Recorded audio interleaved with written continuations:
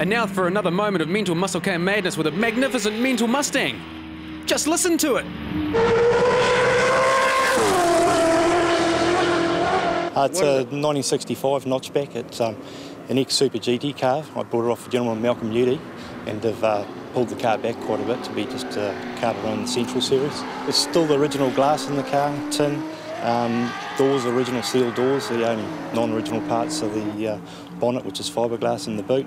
They were first introduced in 65 in the Trans Am series in the US. They didn't race the fastbacks because they're classed as a sports car. The rego warrant's still on hold, so maybe one day we'll put it back on the street for the daughter, maybe.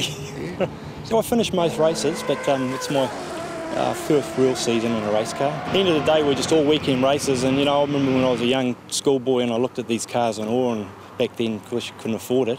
And now you get on in life and your family grows up a bit and money comes a bit more available. You buy these things and go out there and have a bit of fun and do what the old boys used to do in the early days. But obviously our gear's a little bit better than the early 60s, for sure. Better tyres, better brakes. I take my hat off to those boys, and especially running on their cross-ply tyres at Laguna Seca, My best time's about a 6.9, 1069, but just today, practising, Angus Fogg took my car out for a ride and he was doing threes around there, so it shows the difference between an amateur and a professional. Marsh Motorsport, Tony Marsh, he did all the machining on the engine for me. It's made 638 horsepower at the flywheel. It's a 302 Windsor-based engine with Windsor heads. I didn't want to put like Yates-style C302B heads on. I wanted to keep it a Windsor-looking engine. Aluminium AFR heads. It's a Dart cast iron block with Eagle crankshafts, JE pistons, comp solid roller cam. The old forward lacks a little bit of cubic inches, as I said, but makes up for it, and it's a little bit lighter, so definitely doesn't lack speed. It's got more than I need. The gearbox, it's a Jericho 4-speed. The diff is a Ford 9-inch. It's got Brembo 4-pot calipers on it with 330mm Brembo discs on the front, 280mm Brembo discs on the rear. The group we belong to have really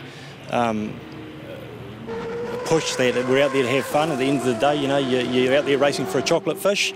So there's certainly no heroes. It's more about the camaraderie of the sport and getting out there with all these good cars, because I don't want to wreck my car. It's something I don't want to. I want it to be straight. And when you put it on the trailer at the end of the race meeting and it hasn't got a dent on the panel, you've had a lot of fun. The beer tastes a lot nicer.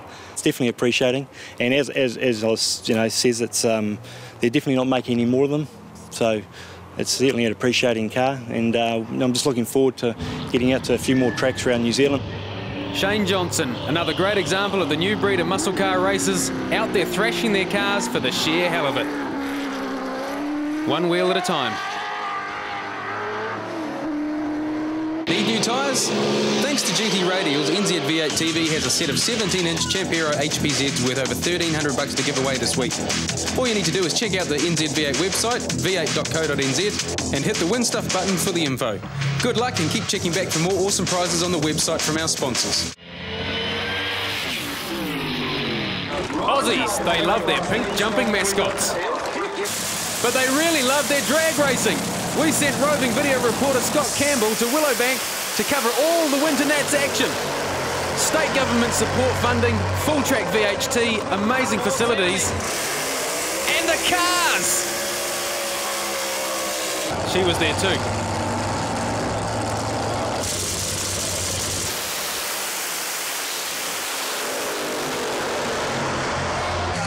Check out this 69 Camaro. I absolutely love this shape. Oh, I hope those are flameproof.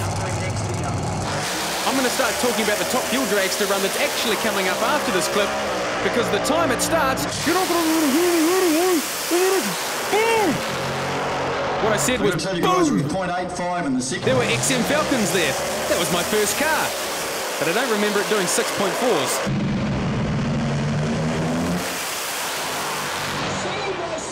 And a Chevy C10 pickup. Doing a full track burnout. Well, why wouldn't you?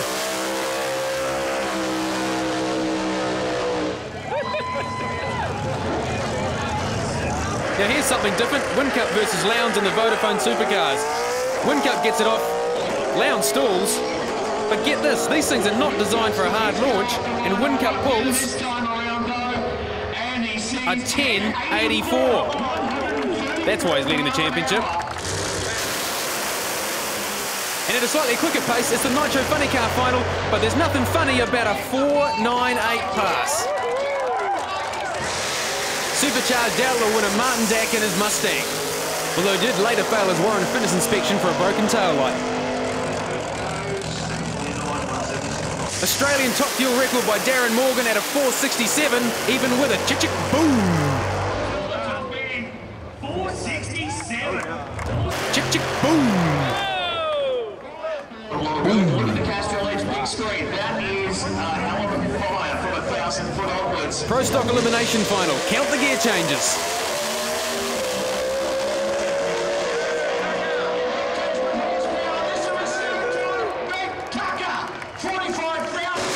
Top door slammer final, and it's an ugly old Studebaker and an HQ Monaro.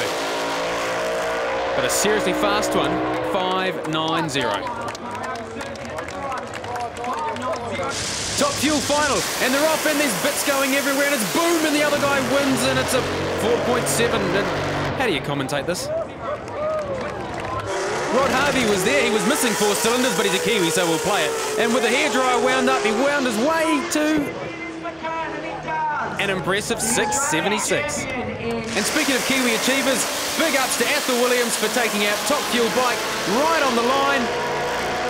Winternats champion. Go, you good thing.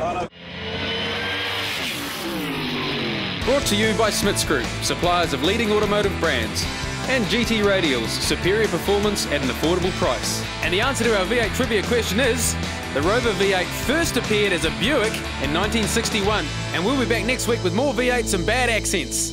Adios, amigos.